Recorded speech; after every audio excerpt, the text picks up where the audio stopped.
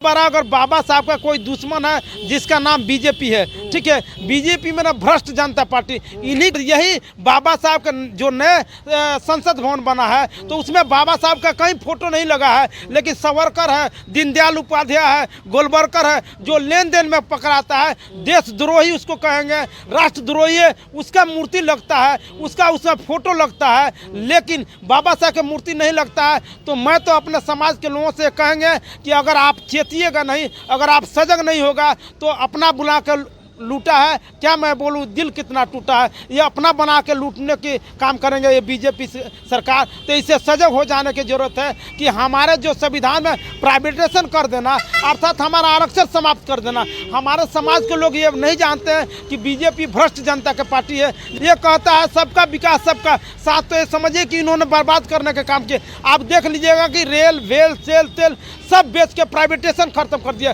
बाबा साहब के विचारों को, बाबा साहब के सपनों को उन्होंने चकनाचूर करने का काम ये बीजेपी सरकार। हम मंगल पांडे को कमल पाल कहेंगे। जो व्यक्ति अपने बाप को एक मुखिया से नहीं जिता सकते हैं, क्या मंगल पांडे सीवान के नेतृत्व कर सकते हैं? अगर इनके दम है तो कहीं से विधायक भी नहीं बने हैं और ये ख्वाब देखते हैं महापंचायत करा कर कि शेड्यूल कास्ट मेरे साथ वोट दे देगा। मैं पूछना चाहता हूं, क्या साहबदी साहब विकास पुरुष कहलाए तो उनको सीवान की महान जनता वोट नहीं देगी, लेकिन इनको देगी। अब सीवान के महान जनता इस पर तय करेगी किसको वोट देना है, किसको नहीं देना है। तो मैं आपके चैनल से इस बताना चाहते हैं कि ऐसे बीजेपी भ्रष्ट जनता पार्टी के अगर पक्ष में जाते हैं तो समझिए आपकी संविधान खतरे में है। अगर सजग नहीं हो गए तो आने वाली पीढ़ियां गूंगे और बहरे हो जाएगा। नमस्कार, मैं सुनील, आप देख रहे हैं BR दस्तक। हम बात करेंगे बीजेपी का। बीजेपी 10 दिसंबर को सीवान में अनुसूचित जाति महापंचायत करा रही है। आखिर क्यों करा रही है, इसी मुद्दे पे हम बात करेंगे। हमारे साथ पप्पू चमार जी हैं जो सीवान के रहने वाले हैं और सीवान में ही बीजेपी अनुसूचित जाति महापंचायत करा रही है।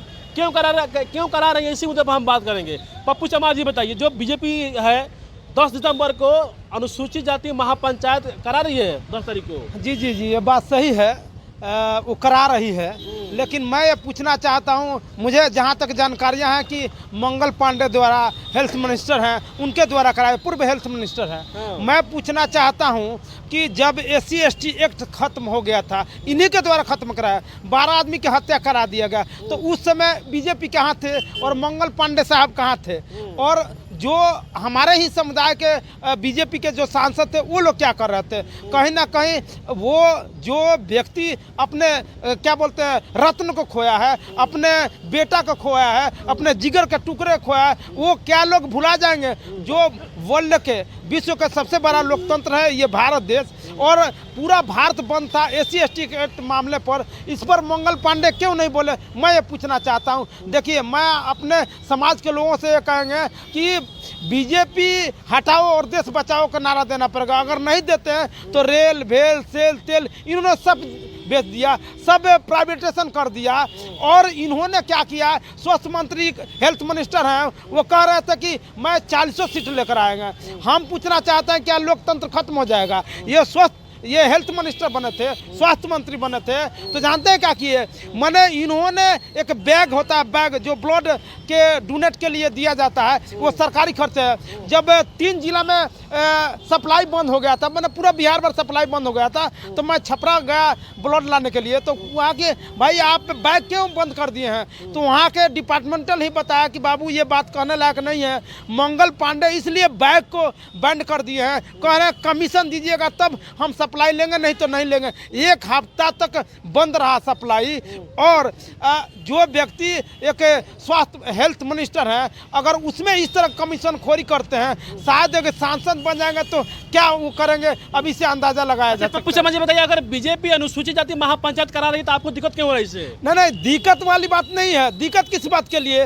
दिक्कत इसलिए है, और है भी क्यों नहीं, कि मेरे समाज को गुमराह करने के बात किया जाता है। सबसे बड़ा अगर बाबा साहब साहब का कोई दुश्मन है जिसका नाम बीजेपी है, ठीक है। बीजेपी में ना भ्रष्ट जनता पार्टी, इन्हीं के सरकार में सामूहिक बलात्कार हो गया है। अब बलात्कारियों को समर्थन किया जा रहा है, बलात्कारियों को प्रोत्साहन दिया जा रहा है। तो मैं पूछना चाहता हूँ कैसे बीजेपी हितैषी है। और यही बाबा साहब का जो नए संसद भवन बना है तो उसमें बाबा साहब का कहीं फोटो नहीं लगा है, लेकिन सावरकर है, दीनदयाल उपाध्याय है, गोलवलकर है, जो लेन देन में पकड़ाता है, देशद्रोही उसको कहेंगे, राष्ट्रद्रोही है, उसका मूर्ति लगता है, उसमें फोटो लगता है, लेकिन बाबा साहब की मूर्ति नहीं लगता है। तो मैं तो अपने समाज के लोगों से कहेंगे कि अगर आप चेतिएगा नहीं, अगर आप सजग नहीं होगा तो अपना बुला कर लूटा है, क्या मैं बोलूं, दिल कितना टूटा है। ये अपना बना के लूटने की काम करेंगे ये बीजेपी सरकार। तो इससे सजग हो जाने की जरूरत है कि हमारे जो संविधान में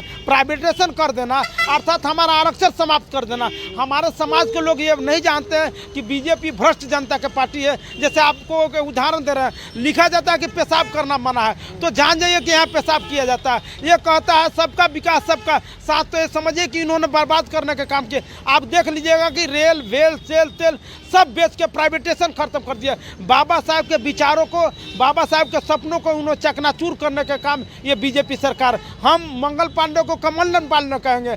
जो व्यक्ति अपने बाप को एक मुखिया से नहीं जिता सकते हैं, क्या मंगल पांडे सीवान के नेतृत्व कर सकते हैं? अगर इनके दम है तो कहीं से विधायक भी नहीं बने हैं और ये ख्वाब देखते हैं महापंचायत करा कर कि शेड्यूल कास्ट मेरे साथ वोट दे देगा। मैं पूछना चाहता हूँ, क्या साहबदी साहब विकास पुरुष कहलाए तो उनको सीवान की महान जनता वोट नहीं देगी, लेकिन इनको देगी। अब सीवान के महान जनता इस पर तय करेगी किसको वोट देना है, किसको नहीं देना है। तो मैं आपके चैनल से इस बताना चाहते हैं कि ऐसे बीजेपी भ्रष्ट जनता पार्टी के अगर पक्ष में जाते हैं तो समझिए आपकी संविधान खतरे में है। अगर सजग नहीं होगे तो आने वाली पीढ़ियाँ गूंगे और बहरे हो जाएगा। बाबा साहब ने कहा था कि राजनीति के ऐसी कुंजी है जो सारे दरवाजा को खोला जाता है। तो हमें ये बात जानना होगा, एक वोट एक नोट।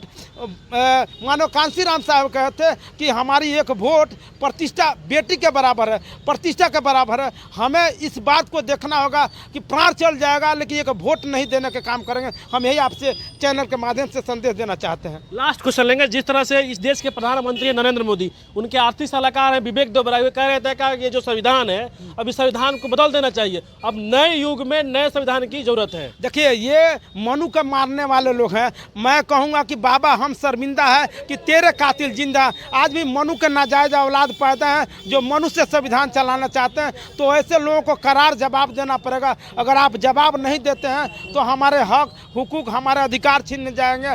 आने वाली पीढ़ियाँ गूंगे बहरी हो जाएगी। आवाज़ें कांसीराम साहब कहते हैं कि आवाज़ें आपको उठाना होगा, आवाज़ें नहीं उठाएंगे तो लाशें उठाएंगे। इसलिए आवाज़ उठाना पड़ेगा, सही गलत का फैसला करेगा। हम सीवान के महान जनता से अपील करना चाहेंगे। चलिए, धन्यवाद। देखिए, पप्पू चमार जी हैं, सीवान के रहने वाले हैं, और जिस तरह से जो 2024 का लोकसभा चुनाव आ रहा है, जिसे तमाम पार्टियां तैयारी कर रही हैं, जो बिहार के मुख्यमंत्री हैं नीतीश कुमार कुछ दिन पहले संविधान दिवस के अवसर पे भीम समारोह कराया था, उसी तरह बीजेपी के तमाम जो नेता लोग हैं जिला में अनुसूचित जाति महापंचायत करा रहे हैं। लेकिन 4 साल दलितों का शोषण अत्याचार होता है, उस पर कोई पार्टी बोलने के तैयार नहीं होता है, कोई न्याय दिलाने की बात नहीं करता है। लेकिन जब वोट आया गया तो जो जितने भी तमाम जो पार्टी के नेता लोग हैं अब पंचायत करा रहे हैं, बाबा साहब का नाम लेकर भीम समारोह करा रहे हैं। आप क्या सोचते, जरूर अपना राय दीजिएगा।